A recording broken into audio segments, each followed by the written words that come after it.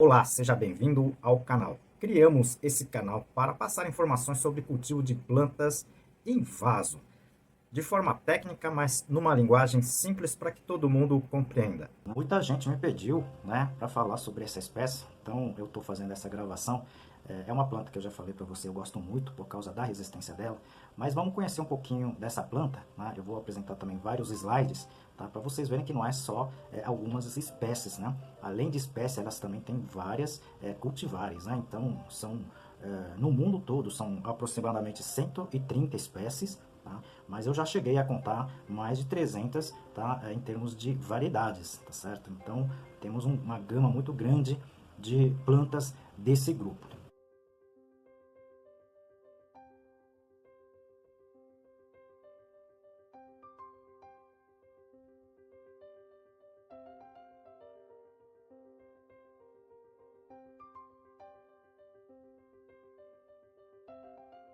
Primeiramente, vamos falar da sua origem, né? A espada de São Jorge, ela tem o centro de origem África e a Ásia. São plantas espalhadas nessas duas regiões, ok? E vieram parar aqui pra gente, tá certo?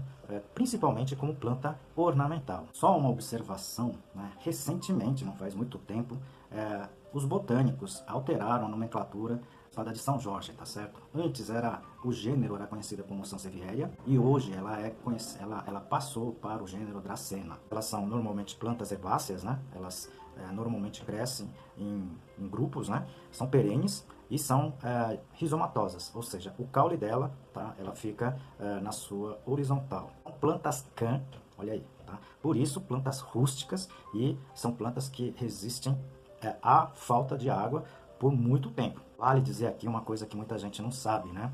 A espada de São Jorge, lança de São Jorge, elas são plantas tóxicas também. Dentro das folhas delas, dentro da planta como um todo, existem dois produtos, né? Uma que na verdade são os glicosídeos e outras que são as sapominas, né? Vamos comentar rapidamente sobre o sistema de cultivo dessas plantas, né? Acredito que muita gente tem essa planta, né? Mas vamos tentar entender como é que elas reagem a determinadas condições de cultivo, né?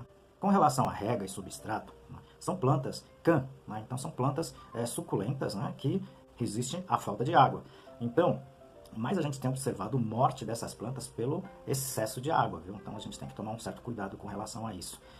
Neste caso, nessa cultura, né, você até pode utilizar o substrato que retenha muita umidade, só que tem que ter o cuidado de não deixar esse substrato muito úmido, muito encharcado por muito tempo. Tá? Essa é a principal forma de você perder essa planta que é extremamente rústica, tá bom? Olha que coisa interessante também com relação a essa espécie. Elas resistem a várias localidades com relação à iluminação. Tá? Então, muita gente fala que elas são plantas de sombra, né? Ou seja, elas são plantas de interior. Tá? Não, elas também podem ser cultivadas em sol pleno. O que não se deve é você tirar a planta que esteja na sombra e colocar de repente no sol. Né? Isso vai queimar as folhas. Essa exposição teria que ser gradativa. A gente percebeu que ela consegue naturalmente sobreviver, consegue ser cultivada em condições, tá, até 1.500 lux. Tá? Quem não assistiu esse vídeo, assista ao vídeo que eu publiquei que fala sobre a iluminação, tá, do ambiente para as plantas. Demorou, mas conseguimos finalizar o livro Entenda e Cultive as Suas Orquídeas Phalaenopsis. Esse livro tá muito bacana, tem mais de 300 fotos, 11 capítulos e escrito de uma forma muito simples. Você pode cultivar ela em tronco de árvores. A gente aqui deixa todas as dicas bem bacanas, tá, sobre o cultivo da adquira, tá? Eu tenho certeza que você vai gostar desse nosso trabalho. Com relação a adubos, né, ela responde muito bem a adubos orgânicos. Como ela também tem um crescimento lento, né, por ser uma planta can, elas se adaptam muito bem com os principais adubos orgânicos, seja ela a base de bocache, seja ela outra fonte orgânica. Responde também aos químicos, tá? Mas os químicos, é interessante que você utilize aquelas de liberação lenta, como a gente já tem comentado aqui. Com relação à propagação, produção de mudas dela, ela é muito fácil esse sistema. Eu não vou aqui falar dos detalhes, porque senão o vídeo vai ficar muito longo, né? Mas a gente consegue fazer a propagação dela por estaca das folhas, né? A gente consegue fazer pelo rizoma, tá certo? E também conseguimos fazer pela germinação das sementes quando elas florescerem e frutificarem. É muito simples todo esse procedimento. Vale a pena aqui também dizer com relação a pragas e doenças, né?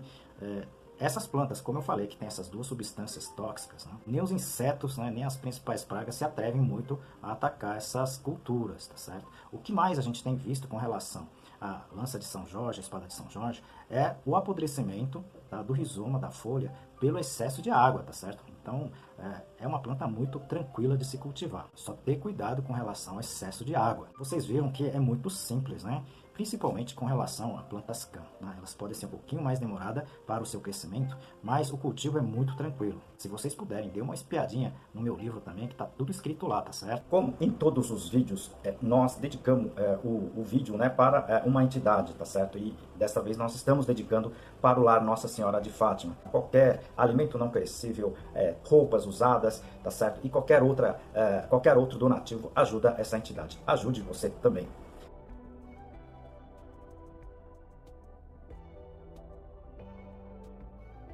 E também ajude o nosso canal, tá certo? Compartilhe esses vídeos, né, que são, na verdade, informações importantes e interessantes para quem gosta de planta, quem cultiva plantas ornamentais ou simplesmente de jardim, tá certo? Se vocês puderem compartilhar, ajuda bastante. Clique também no inscrever, no joinha e no sininho, tá certo? Com isso você vai receber informações quando o canal tiver novos vídeos. Conto com você, muito obrigado, te aguardo no próximo vídeo.